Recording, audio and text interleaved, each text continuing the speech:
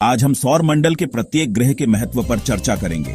सबसे पहले हम प्रत्येक ग्रह का तापमान, द्रव्यमान, व्यास, परिक्रमण काल और घूर्णन समय जानेंगे। हम सूर्य के सबसे नजदीक ग्रह से शुरू करते हैं, जो कि बुध ग्रह है। यह छोटा चट्टानी ग्रह सूर्य से औसतन 58 मिलियन किलोमीटर दूर है। बुध का कोई महत्वपूर्ण वायुमंडल नहीं है, जिससे तापमान में भारी उतार चढ़ाव होता है। यह अपने अक्ष पर धीरे धीरे घूमता है। एक घूर्णन में लगभग 59 पृथ्वी दिवस लगते हैं।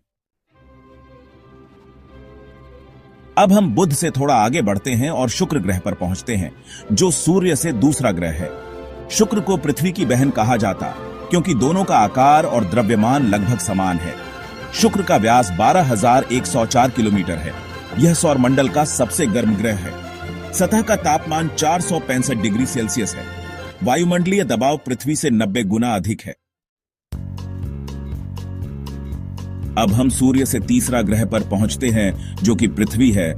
यह हमारे सौरमंडल का ऐसा ग्रह है जहां जीवन संभव है। यह सूर्य से लगभग 150 मिलियन किलोमीटर की दूरी पर स्थित है। पृथ्वी का वायुमंडल जीवन के लिए महत्वपूर्ण है। यह हमें पराबैंगनी विकिरण से बचाता है। पृथ्वी का चुंबकीय क्षेत्र हमें सोलर विंड से रक्षा करता है। अब हम सूर्य से चौथा ग्रह पर पहुंचते हैं, जो कि मंगल ग्रह है। मंगल को लाल ग्रह के रूप में भी जाना जाता है, और यह नाम इसकी सतह पर मौजूद आयरन ऑक्साइड यानी जंग के कारण पड़ा है। मंगल का व्यास पृथ्वी के व्यास का लगभग आधा है, लगभग 6,769 किलोमीटर। इसके ध्रुवों पर पानी की बर्फ की टोपियां हों। ऐसा हो सकता है कि मंगल की सतह पर करोड़ों साल पहले तरह पानी था। मंगल को पृथ्वी का छोटा भाई भी कहा जाता है, क्योंकि यह इसे छोटे क्षुद्र ग्रह से बचाता है।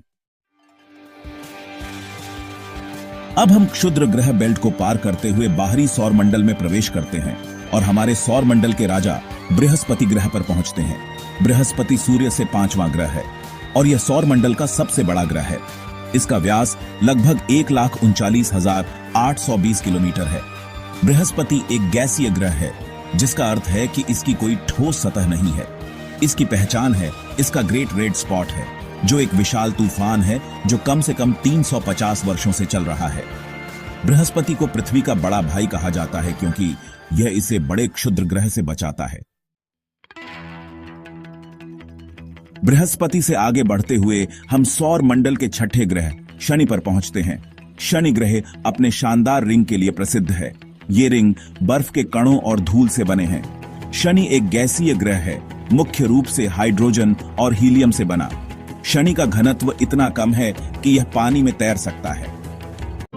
अब हम सौरमंडल के ठंडे और दूरस्थ क्षेत्रों में प्रवेश करते हैं और अरुण ग्रह पर पहुंचते हैं, जिसे यूरेनस के नाम से भी जाना जाता है। यूरेनस सूर्य से 7वां ग्रह है और यह एक बर्फीली ग्रह है। यूरेनस मुख्य रूप से पानी, अमोनिया और मीथेन से बना है। इसकी विशेषता इसका अत्यधिक अक्षीय झुकाव है। अब हम सौर मंडल के अंतिम ग्रह वरुण पर पहुंचते, जिसे नेपच्यून के नाम से भी जाना जाता है। इसका व्यास लगभग 49,244 किलोमीटर है। नेपच्यून का गहरा नीला रंग, जो यूरेनस के हल्के नीले हरे रंग से भी अधिक गहरा है, इसके वायुमंडल में मौजूद मीथेन के कारण होता है। नेपच्यून अपने अशांत मौसम के लिए भी जाना जाता है, जिसमें सौरमंडल की सबसे तेज हवाएं चलती हैं। तो आज हमने सौरमंडल के प्रत्येक ग्रह के महत्व के बारे में जाना।